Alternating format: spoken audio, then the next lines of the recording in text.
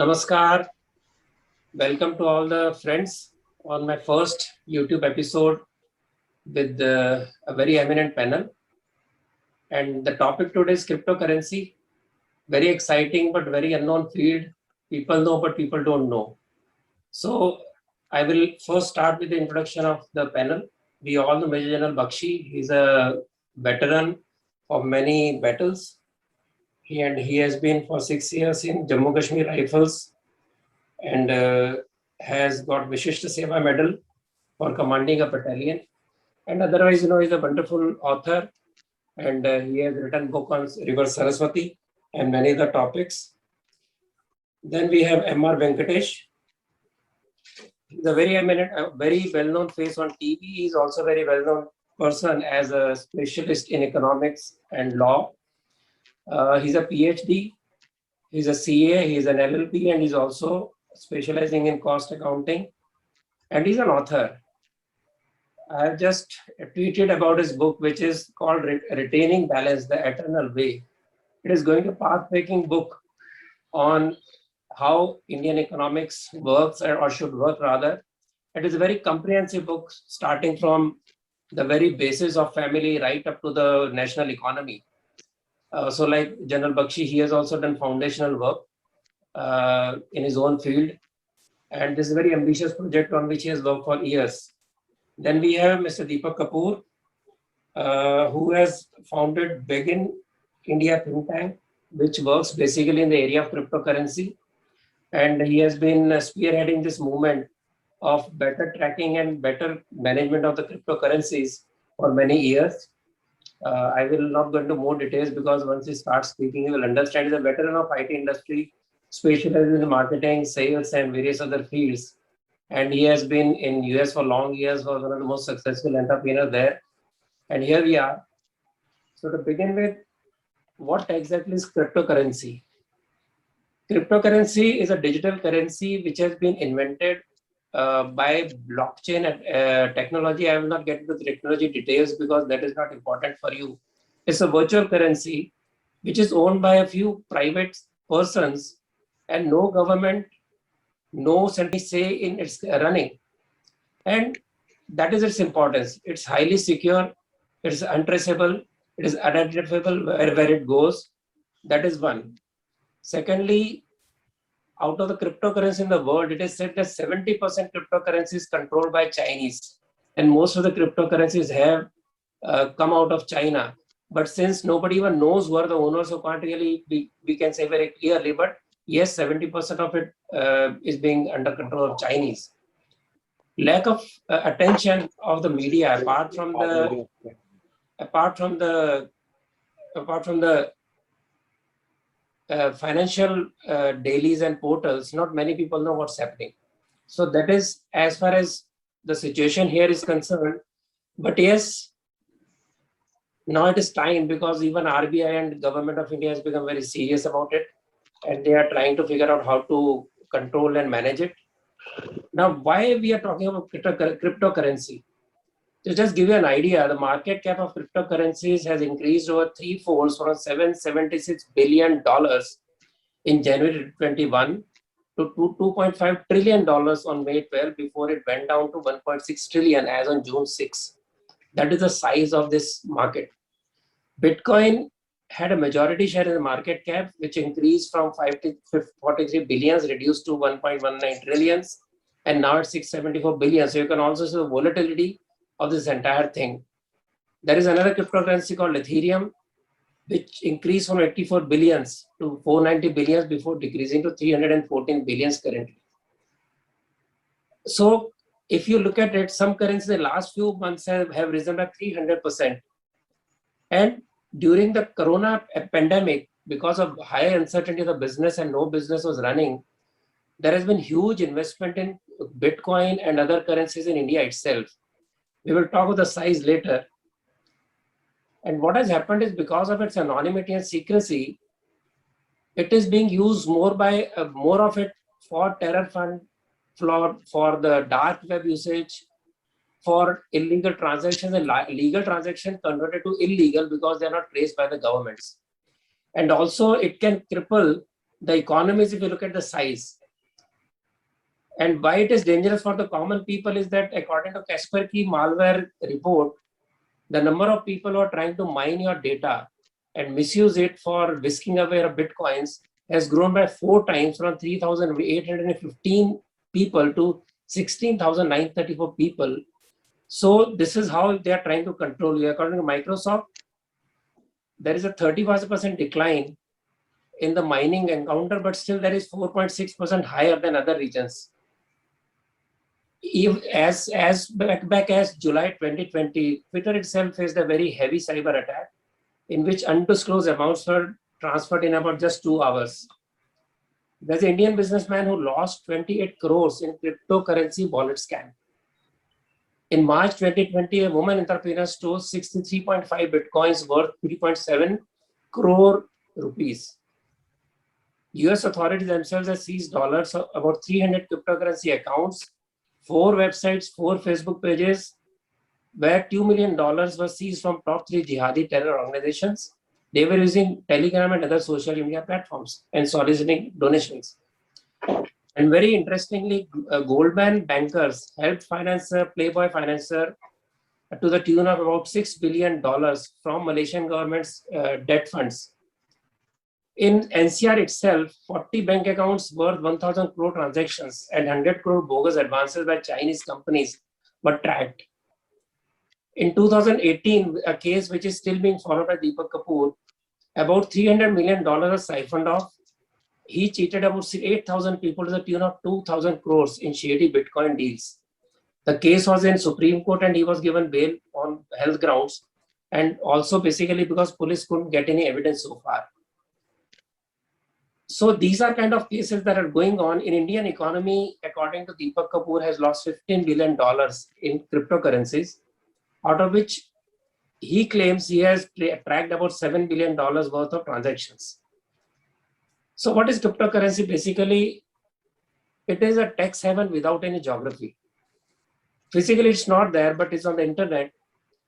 And Hawala itself, if I really talk about it, it is like a Hawala movement, which was more than 1,000 years old, as M.R. Venkatesh will explain to you, because cryptocurrency, somebody wrote to me when I talk about the subject, he says, cryptocurrency Treta Yug mein thi kya? So M.R. Venkatesh might respond to that. So why it is popular? See, a group of people can pay together from different sites for a single account. Bank and institutions take their own God's time to clear any loan or any investment and to generate funds. It can happen in a jiffy on the net.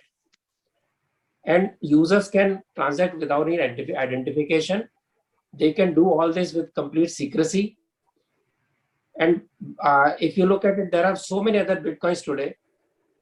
There are now Bitcoins which are also linked to gold, so they become more authentic. At the same time, there are transactions which are very dangerous, like there is Zcash, which is also something like very similar to Hawala, where there also you can have offline transactions, untraceable. With this background, I will now bring the topic to the panel. I will first of all ask Mr. M.R. Venkatesh to share his view on what I have put in, and what I will like him to clarify on the issues of legality and illegality of these transactions and cryptocurrencies, because I think he has been working on it for many years now. So welcome, Venkatesh. Thanks, Ratanji, and congratulations for your new channel. Thank you. And I wish Ganesha will guide you. And we will also have a wonderful platform of intellectual exchange of views, intellectual views being exchanged. And I'm also honored to be with you along with General Bakshi, who has been a favorite of mine, and my salutes to you, sir, for sharing the screen space. Thank you. Now, as far as this Hawala is concerned, we have always seen in some of the charge sheets presented by CBI or ED that so-and-so well-known Hawala dealer. Now, when he is so well-known, why is he still roaming in the streets? Why is it that the law enforcement agencies have not gone after that Hawala and arrested him? Now, when I wrote my book, Sense Sensex Sentiments, I wanted to do Hawala myself to understand Hawala, So I wrote a letter to a very respected person and said, sir, I have to do this Hawala to understand Hawala, because I cannot theoretically write about Hawala, but I am doing this consciously of the fact that I'm breaking the law, but for a very, very noble purpose that I want to understand it. And I did it for 5 lakhs to transfer money from Pune to Chennai and back from Chennai to Pune. Of course, I had to pay some charges. Believe me, no bank in India can be as fast and as reliable as Hawala. If Hawala were an ordinary banker, they would eat every single banker in town, whether it is domestic, private, public, whatever it is, it will be done. Now, the moot point here is, if you give money here in, say, Chennai and receive it in Delhi or vice versa, it is not illegal. Though there is a taint of illegality in Hawala, we always, in Hindi cinema and Tamil cinema, we have been used to that Hawala is bad. Hawala is something divine. It is efficient. It is not to be poked or it must not be lampooned upon. But to add a flavor of technology to it.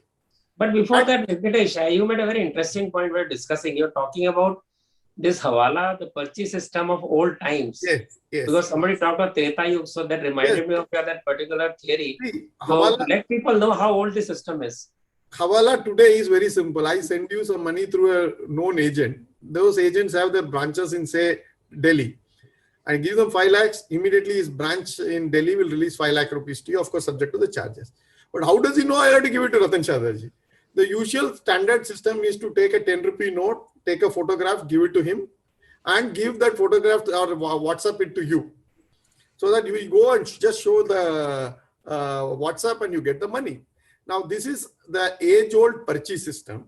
When people used to walk from, say, Kashi to Kanyakumari or Rameshwaram or whatever in those Treta Yuga days, as your wonderful friend wants to ask, those times people used to take this parchi, and say Rameshwaram guy will tell all the guys en route that Ratan Sardaji is my friend. So whenever he comes, give him food, give him money, give him shelter. They didn't have ATM. So this was the ATM mechanism that our forefathers had, and this was done usually by the Vaisya community. And there were 2 types of purchase, which is Kacha Parchi and Pakka Parchi. Kacha Parchi means I would give 5,000 rupees only to Ratan Sardaji. I don't believe in trusting more than 5,000 rupees. But Pakka Parchi would be that you can give unlimited credit. I know Ratan Sardaji so much, I stand an unlimited guarantee to him. Now, that is how the word Parichay, Parichayam, all these things have come. Aapka Parchi kya hai? It comes out of this commercial word, that is Parichay or Parchi.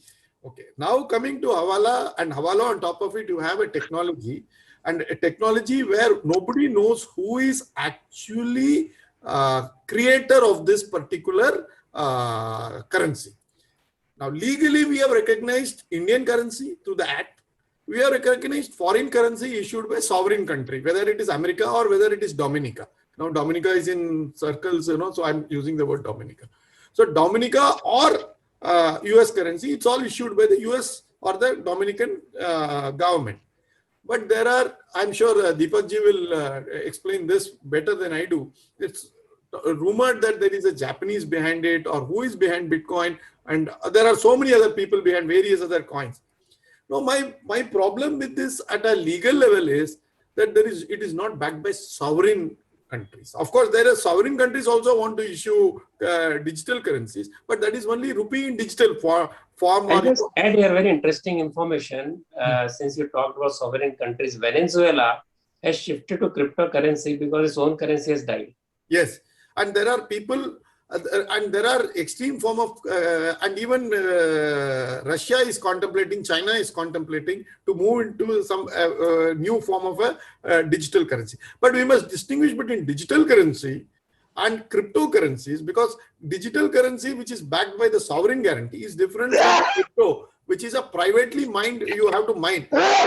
And as per some data which I had access to, suggested that the mining energy on mining out 1 Bitcoin will be equivalent to the energy consumed by a country like Argentina. That is the amount people, Deepak ji can obviously correct me if I'm wrong, but that is the data that Google ji is throwing it up. So if this is the way we are going to handle future, my only suggestion is you cannot stop the march of technology. And you cannot only have laws which will ban it without having the mechanism to enforce the ban or regulation. The ideal way is to move towards regulation. Yeah, we'll come to that. Yes, we'll come yeah, to that. Definitely. That is what we're discussing next. yeah. So that we require some sort of an economic intelligence bureau, not your normal IB, but an IB that will overlook economics, because economics and from economics to terror, all these are the same channels. The Bombay bomb blast was conducted through smuggling in RDX, not by terrorists. The last part of the RDX was smuggled in by the smugglers who smuggle gold and watches, and they bribed the policemen for the same amount that they would bribe, say, watches or gold or whatever, and they got in RDX. So you have to understand whether it is economics or terror. There is only a thin line. And unless we have proper regulation, and I would back for it, because you cannot do away, or you can't say that I will not do anything to Bitcoin, or neither can we adopt an ostrich-like attitude like what we are doing now. RBI is completely oblivious to Bitcoin. No, like Bhagavan says in Bhagavad Gita, weapons cannot cut me, wind cannot dry me, fire cannot burn me, water cannot wet me. Likewise, Bitcoin is there everywhere. Only thing is that the RBI is oblivious towards it. RBI, so they have started acting. We'll come to that. And the only thing they are ignorant. They are not really that sharp about what's happening. no, So with this, since you talked about terror, behind the curve. yes, I'm only saying they are behind the curve. yes. Yeah, I thought I will stop here with my initial remarks. हाँ जी sir, I come to major general Bakshi sir. मैंने अभी आपको unmute करने का option दिया, आप unmute कर लीजिए जी। हाँ जी।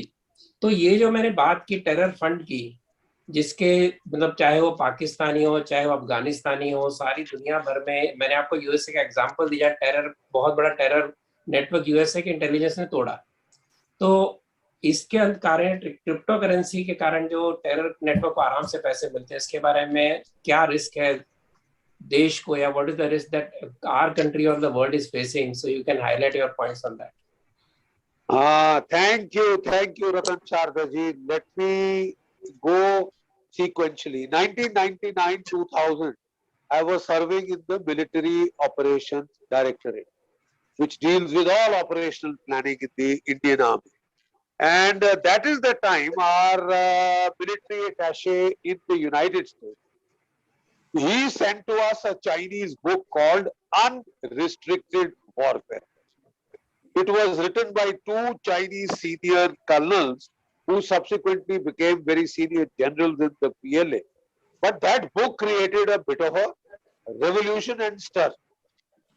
What that book dealt with is, if China has to fight a superpower like the United States, how will it fight and prevail, right? So they said we will have to use a no holds barred, style of fighting. There will be no rule. The first rule will be that there will be no rule. We will break every rule, right? And with that, they said we will use a multitude of means. Military means, non-military. Now, non-military means included terrorism, biological weapons, chemical, radiological weapons, economic warfare, cyber warfare, information warfare, legal warfare. So the first time that they did that, the whole world was shaken up as to what are the Chinese talking. But you see, now we have seen almost about 20 plus years later, all that is coming into actual fact. Now, India has been the victim of terror for the last 30. May I point out to people that we don't seem to realize what is the losses we have taken. It started in the Punjab in the decade of the 80s, 21,000 Indians came. Then it shifted to Jammu and Kashmir, 45,000 Indians came, right? And then it shifted to the whole of India. With the ISI and the series of bomb blasts, we have lost 15,000. So 21,000, 45,000, 15,000. It's almost 80,000 Indian citizens have been So, killed General Saab, due may I to ask you, Pakistan. No, I'm just coming. yeah, the terror fund you're talking about, what I'm asking you is that when the cryptocurrency was not available, how did the money get transferred to terrorists? You would have an idea on that. No, that's exactly what I'm coming to. So, so what I'm trying to point out is the dimension of terror that was there in India was to the tune that 80,000 Indian citizens, soldiers, police, civil, have been killed due to Pakistan-sponsored terrorism, right? And what I am trying to tell you is that we went after the kinetic network. We went after isko pakdo, isko maro. It took us a long time to realize that you have to go fight for the financial networks. They are critical. आप जितने मर्जी प्यादे पकड़ के मार डालो वो और खड़े हो जाएंगे। ये भस्मासुर जैसा है, जहां खून की बूंदें गिरती हैं उतने खड़े और हो जाते हैं। So, we have to go for the financial network. And in the financial networks, as Venkatesh was very rightly pointing out, one of the primary routes was Hawala. We have a whole expat population in the Middle East, right? When they go to the Middle East, largely people of a particular denomination, religious denomination go, they are vulnerable, right? They have to send back money home. And the most favorite route, the simplest, least complicated route, cheapest route was Hawala, right? So it was via Hawala that most of these transactions were coming. And yet, as Venkatesh has rightly pointed out, we have not been able to fix a single major Hawala operator when the whole world knows who that man is. And this whole thing works on trust. Let me give you an example. I was serving on the Punjab border, doing border sealing when the terrorist movement was on. I was commanding a company of Khalsa boys. That was very dangerous at that time. I'm talking of 85. 84 Blue Star had happened and they were very angry.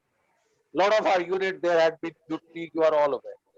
So we were, looking for weapons that were coming across and they were being smuggled across on the same circuits on which gold was being smuggled in, drugs were being smuggled in, because they utilize the existing circuits. They don't create new ones.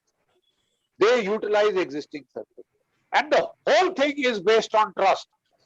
You see, so I was given to understand that there is a consignment of arms coming. So we naturally laid a trap, we laid an ambush.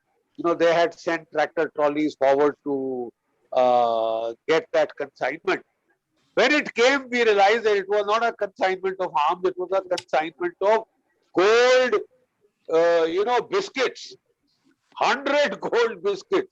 Sharda Sahab, 100 gold biscuits just tied up in a cloth belt that man had crossed over the river, Ravi river, and he had come and put it in the Sarkanda. And these people had gone on the pretext of cutting the Sarkanda grass, from which they take the BSS permission. But because the army had come there, they were very worried the army nahi jaane denge. You see? So they said we have gone to collect that. I was tipped off by my boys. Sir, ye consignment are. So we caught that consignment. And the moment we caught that, there was just one small little chit. It was so small, And you know what was in the pen? It was written, sending you 100p Kukku. Now the BSF officer ran to me. He said, Sir ji, oh kagaz saamb le ho. Please save that piece of paper, otherwise you and I will be finished. This is the legal tender. You know what that is? No signature, no nothing. Dear Kukku, sending you 100p. True. You see, the fact of the matter is the level of trust in these networks is so high, and anybody who violates that trust, they deal with him in a very vicious manner. It works on trust. So these Hawala networks were working on trust. Then now we have cryptocurrency, you see, and now we have the dark net. मैं आपको बताना चाहता हूं कि if somebody wants to get GD Bakshi, assassinated, All he has to do is go on the dark net and bid. This is the chap I want killed. How much are you prepared? It will all be funding, shunting, all transactions will be done on the dark net through this currency. And therefore, the biggest threat to your security is these cryptocurrencies, this dark net, the biggest threat to your security, much more than the kinetic. If you are able to disrupt financial network, if you are able to disrupt these Hawala networks, cryptocurrency networks, then you will succeed. Otherwise, you will keep killing and they will keep coming more and more and more of them because they are being financed. The finances so that are. brings me to Mr. Deepak Kapoor, because since you talked about the network of this terror funding and how to break that in, whether our defense forces and our specialists have that kind of specialization, that we will come to know, and also the level of transactions and level of these crimes that is happening, which I just mentioned in the opening remarks. Deepak ji, throw some light on that also. Deepak ji, yours. Thank you, Shardaji. Good evening to everybody. I feel privileged in the company that I am in today. I must start by congratulating Shardaji on the launch of your channel. I have maintained for a long time it was pretty long overdue, and I think it is not any more overdue. So congratulations, and we all hope that it will break all the barriers. Coming to the subject of cryptocurrency, a lot of things have been discussed by Sri Venkatesh, General Bakshi, and a lovely overview background has been given by Shardaji in the initial minutes of the discussion. I think that's such a fantastic background for me to add very quickly without actually reinventing the wheel and talking about many more things. I'll start with Shardaji. Yes, I think the most important parts of the background detailed information were the total, hundreds of trillions of size. It's very sizable. Now, why do you think today America or China is a superpower? I don't think so. It is nuclear power or nuclear bombs or this or that. For that matter, even the Israelis or the Japanese, I mean, they're tinier than many cities that we have in India. The power is money. And this is a closed network. And you would see that, all the cryptographers, these people who trade in Bitcoins, the entire Bitcoin or the cryptocurrency ecosystem, they will go against any government. They will go against anybody if you try to attack them. Suddenly, they'll become a family. And that is a big reason that we are not able to break this nexus, because nobody in the world had the vision to see, what was happening. It just kept on happening. And the kind of technology that it has behind it, and plus the so-called virtues of cryptocurrency, of why criminals use it, it had to happen. So I think we must be really, really scared, more scared than the US. I mean, whatever countries are scared of them. For us, China is a big threat. It's an economic threat also to the world. We must be even more threatened by the Bitcoin ecosystem. They can do what we cannot imagine today. All the things that have been put on the discussion so far, they can do it in less than 1/100th of a time that it took traditional economies and traditional warfare methods and traditional countries to do. Coming to a very important thing that Mr. Venkatesh discussed about Hawala. I think it's safe to say that it is electronic Hawala. I am aware that Hawala can be legal also, if done legally. But I don't think so most Hawala is done legally, right from starting from the origin of the funds. So, and this is I think the biggest excuse that I see a lot of these exchanges and people who propagate, adoption of private cryptocurrency. Now, there's a big distinction between private and government. CBDCs are the central bank issued digital currencies. CBDCs, central bank digital currency. Before we get to that, Deepak ji, I would like to also, point out that you had said that out of $15 million that have been siphoned off. You were able to track about $7 million. So do those technologies exist to track such criminal transactions, or what is it? Because how Yes. does the government otherwise prosecute? Police cannot Yes, prosecute just on the basis of exchange. Like Venkatesh pointed out, they need some kind of documentation, some kind of tracking. Absolutely. Two quick things. It is not million, it is billion. Second, what Mr. Venkatesh said, yes, for lack of evidence, I am personally aware that almost 3 FIRs across the country, totaling to an amount that will boggle us. It is beyond the 15 billion that we just discussed. They are lying, the cases are lying unsolved. There's no conviction because there is no evidence. You take the accused to the judge says, what evidence? Where's the trail? What did he do? Nobody can tell them. Now, in isolation, it is not like cybercrime, wherein, for example, I'll just make a very crude parallel example between a cybercrime, tracking a cybercrime and tracking crypto. And I'll tell what the difference is, which you really asked.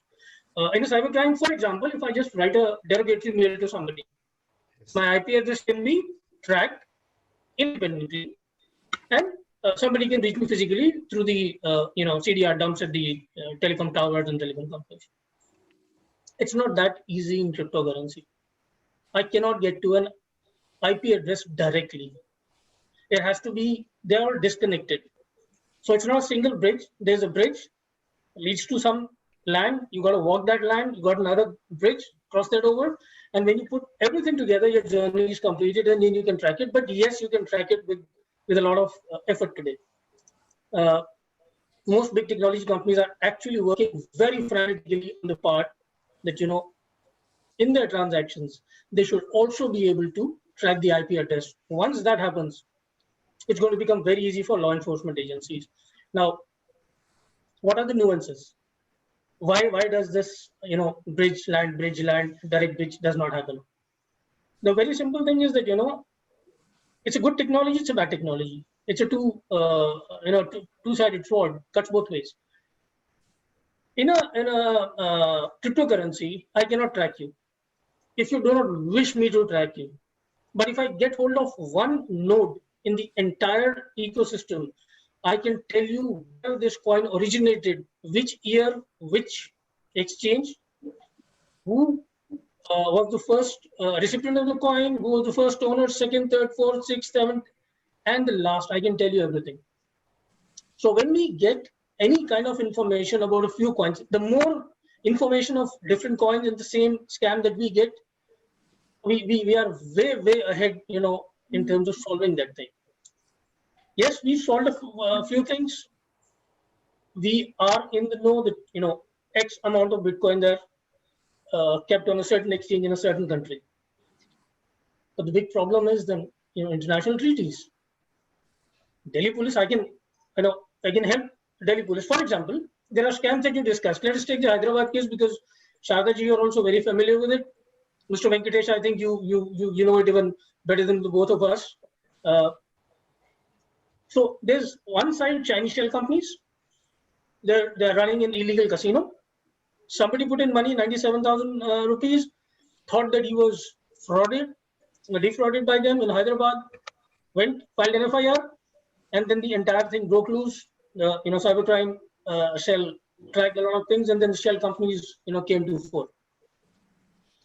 Now, what was the it was Bitcoin, technically cryptocurrency, but it was the brand was Bitcoin that was used. But the Chinese companies, when somebody won money, to reimburse them on that money for the winnings, they did not use the Hawala or any other channel, but they used Bitcoins. So a Gujarati boy was caught having sent 4.2 crores worth of Bitcoin. And as a big thumb rule forever, and that's what I tell everybody, if you've tracked one Bitcoin in a scam, please be sure they were 50. There is no single cockroaches. No, sir, these are rats. So I will now take it because of lack of time. I'll move to the next segment, which is what are the solutions?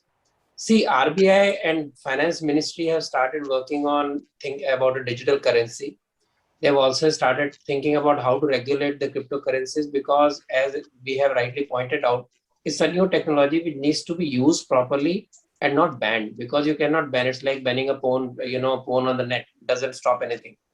So coming to that, there are a lot of activities that have happened. For example, in Singapore, there is BitYard, which is fully regulated licenses by Singapore's ACRA, US's MSB Financial Crimes Enforcement Network, and also by Austrian and Estonian government agencies. There are also cryptocurrency exchanges in India, because investing in cryptocurrency is not illegal. It is not banned.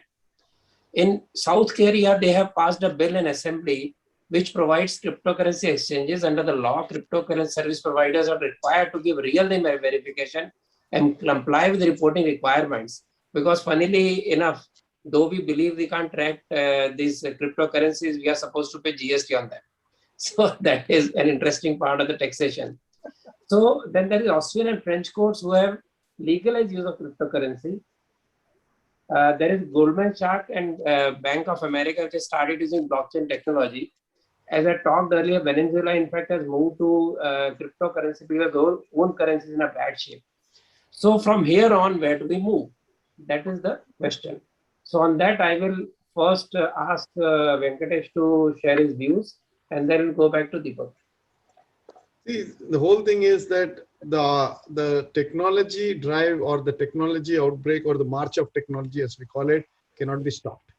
It is like 1980s, you remember, communists were opposing computerization in government offices. Today, you can't think about a government office without a computer. So blockchain technology, you can't stop it. And I would see that if it is safe, I think our bank accounts will also be absorbing the blockchain technology in the next 5-10 years. Probably you and I will have accounts in Bank of India or State Bank of India, whatever it is, and it will be on top of a blockchain technology. Audits may come to an end because of blockchain technology and so on and so forth. So, and probably physical currency will vanish and we will all be talking only about digital currency. Digital currency, blockchain technology, we must welcome. It's the way to future. But private currencies or your currencies which are not backed by sovereigns, which also do not lend yourself for monitoring by law enforcement agencies, in a country like India, like General Bakshi rightly pointed out, is a very serious concern, because it hits at your sovereignty and integrity. And that is where I think we have to move towards. It is beyond, it is not merely a monetary issue where RBI has to look at it. It is not merely a law enforcement agency that CBI or NIA can look into it. It is probably something combination of all these plus technology plus something more. That is why I've been now a very serious matter for an economic intelligence bureau, which is not typically, because the financial intelligence unit that we have is basically of kindergarten variety. It has to graduate to a much greater efficiency, and we must get people like Deepakji on board who would look into these technologies and their interplay with law and their interplay with real hardcore terrorists and people who are wanting to take money outside of India. Now, there are several software companies which I am told are seeking payment to the services rendered through Bitcoin, so that the train of payment is not traceable by the Indian tax authorities. Now, these are all very serious issues. If an IT company can do it, then a terrorist can do it. If a terrorist can do it, then somebody else can do it who is rigging the stock market or rigging the potato market. Please understand, the potato market is as sacrosanct for me as the stock market. So no, all these are to be protected.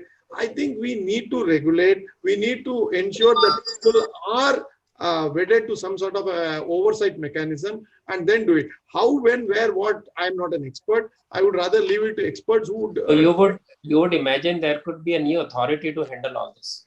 Yes, this is very important. Like Bakshi ji says that you always say follow the money, and if you have to follow the money, there are to be some specialized agencies who would look into what is happening. And usually, we come to know about an event only after the event unfolds itself in full public glare. Of course, the security agents are doing their best. They are doing phenomenal job on which we can't, find fault with them. But we have to also understand that they cannot be behind the curve. The government has to stretch itself and see that it's ahead of the curve and try to see that this is being addressed to pronto. This would be my suggestion. Yeah. General साहब आप कुछ इसमें जोड़ेंगे?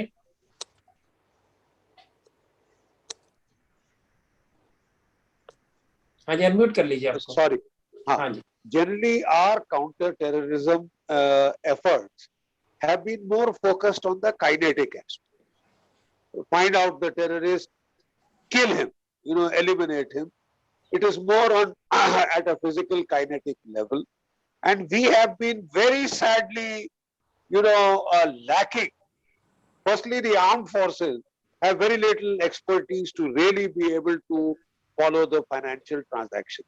Mostly that has been left to intelligence bureau and to the civil agencies who sort of follow the financial trails, the financial, conduits. And you please bear in mind that even the Financial Action Task Force in curbing terror, the Americans are quite clear and the world bodies are now quite clear. It is the financial trails, financial pipelines that have to be found out, that have to be choked, that have to be stopped, right? And I totally go with what Venkat is saying. We need an economic task force with the amalgam of skills, crypto skills, cyber skills, financial understanding of the various markets. And there are so many facets that go into it, like not just the stock market, like Venkatesh was saying, even the potato market, the onion market can sort of, also play roles, which could be quite surprising in providing cover for the flow of money. For the flow of money. And one of the reasons I would link it to the farmers' agitation. One of the big covers of money in this country is the agricultural income. And which, now that they are trying to bring it under scrutiny, they are trying to bring it into the GST net. There is a big hoo-ha that you have had. The whole agitation is based on this because financial networks are being uncovered. Yes. This is what I wish to highlight. And the last thing that I would like to say, currency is a major factor.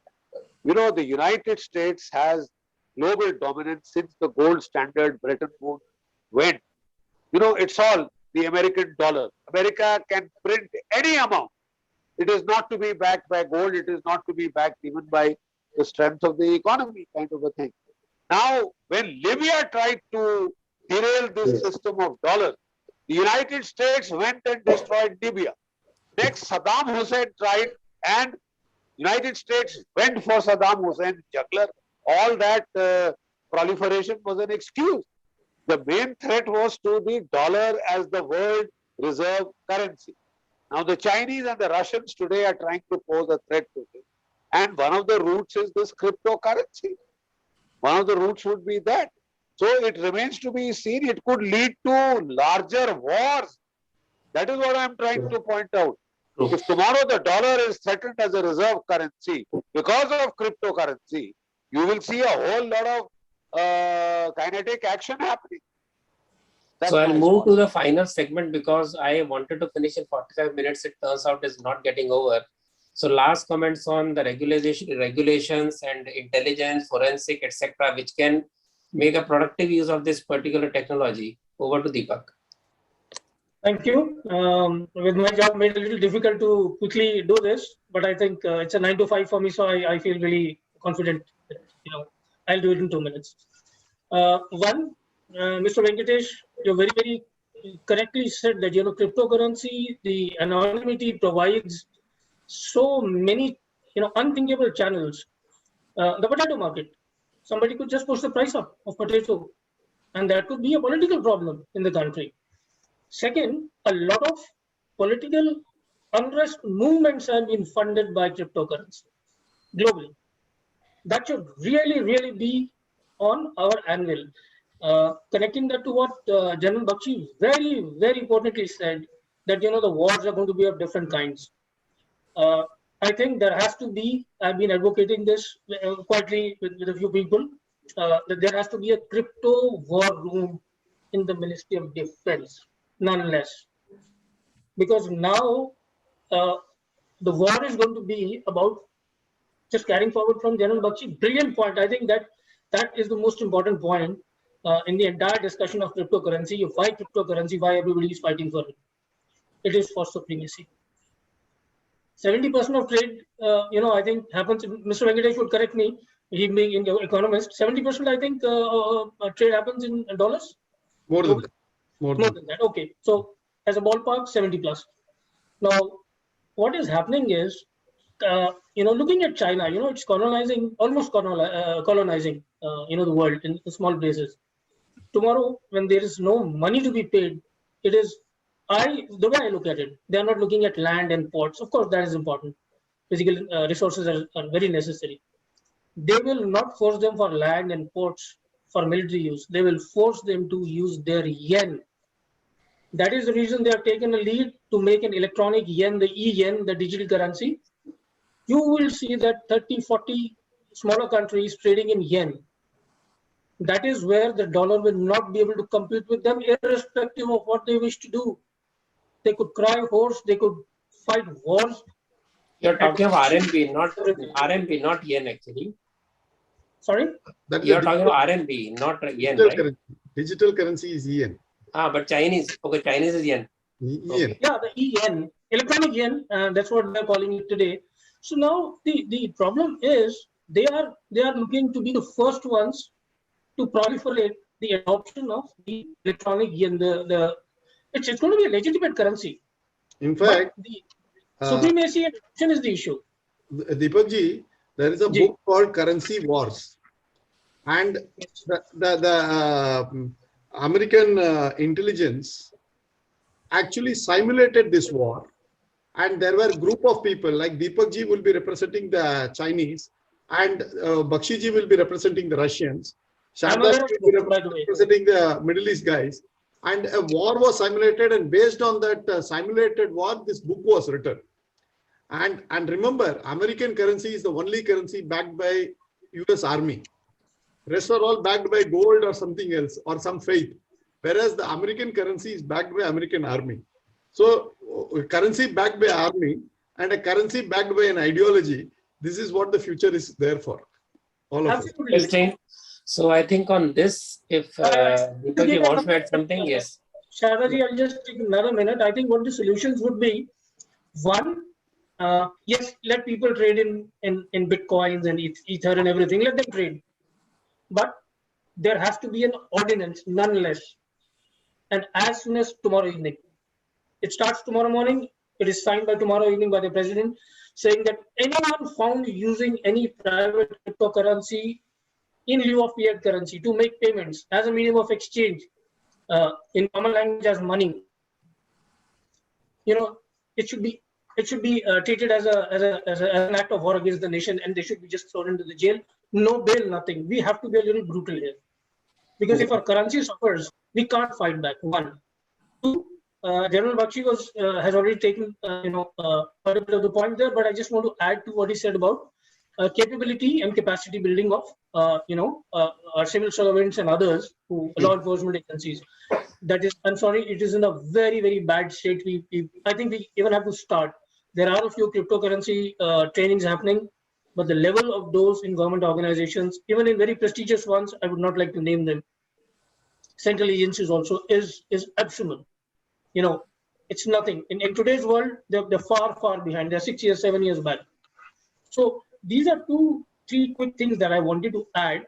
And one more thing, which I think, I don't know if it is political or it is what in nature, but the entire industry, as soon as the circulars of RBI come in, which believe me, have not much impact, neither in terms of policy, nor in regulation, nor legally. The industry tries to tom-tom it so much.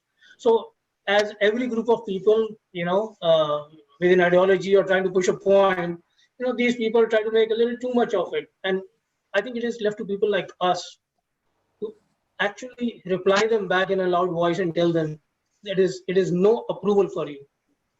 When RBI says that, you can buy cryptocurrency because there is no rule, they know nothing. So they've given them a little olive branch, but RBI does not say that you can use this. And third, exchanges need, there is an immediate need to actually pounce on exchanges and to analyze them forensically. I can't even start to But think then what if you are saying that they are legal, legally you can buy and sell cryptocurrency or Bitcoin, etc., then you can't really pounce on exchanges unless you make a law that actually, they must okay, declare. okay, As long as they are making declaration of the investors, there is no problem. okay. In a quick 30 seconds, Yeah, I'll yeah. conclusively shatter the entire argument, because for every, see, there are two things. There is money, there are banks, and then there is black money.